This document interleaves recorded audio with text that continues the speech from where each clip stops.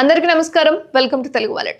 తెలంగాణలో మహిళా సాధికారతను ప్రోత్సహించే దిశగా ప్రభుత్వం భారీ కార్యక్రమానికి శ్రీకారం చుట్టింది. ఇవాల్టి నుంచి ప్రభుత్వం మహిళా వారోత్సవాలు ప్రారంభించిన ముఖ్యమంత్రి రేవంత్ రెడ్డి రాష్ట్ర వ్యాప్తంగా 8,000 ఇందిరాగాంధీ స్త్రీ శక్తి భవనాలను సచివాలయం నుంచి వర్చువల్ గా శంకుస్థాపన చేశారు. ఈ సందర్భంగా కలెక్టరేట్లలో మహిళా సంఘాలతో సీఎం వీడియో కాన్ఫరెన్స్ ద్వారా ముఖాముఖి నిర్వహించారు.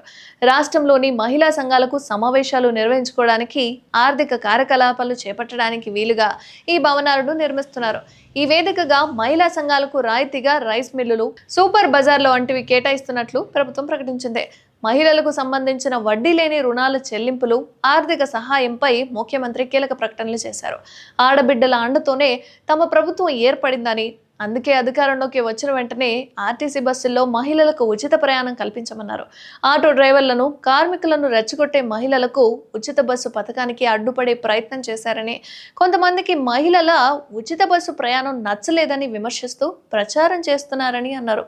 ఇక 29 నెలల్లో మహిళల ఉచిత బస్సు ప్రయాణానికి 10,000 కోట్లు ఆర్టీసీకి చెల్లించామని, మహిళలను బస్సులకు యజమానులను చేశామని, అంబానీ, ఆదాని చేసే పెట్రోల్ వ్యాపారం మహిళలు కూడా చేయాలనే బంకులు పెట్టించామన్నారు.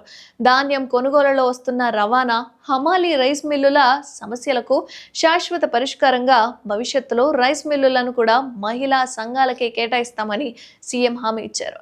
ఇక మహిళా సంఘాల కోసం ప్రత్యేకంగా లాజిస్టిక్ గోడౌన్లు నిర్మించి ఇస్తామన్నారు. భవిష్యత్తులో మహిళా సంఘాల గోడౌన్లలోనే ధాన్యం నిల్వ చేస్తామని సీఎం రేవంత్ రెడ్డి ప్రకటించారు.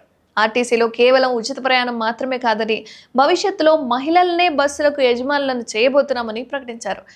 ఈ క్రమంలోనే మహిళా సంఘాలకు ఇచ్చే బ్యాంక్ లింకేజ్ పరిమితిని 5 లక్షల రూపాయల నుంచి ఏకంగా 10 లక్షల రూపాయలకు పెంచుతున్నట్లు సీఎం ప్రకటించారు.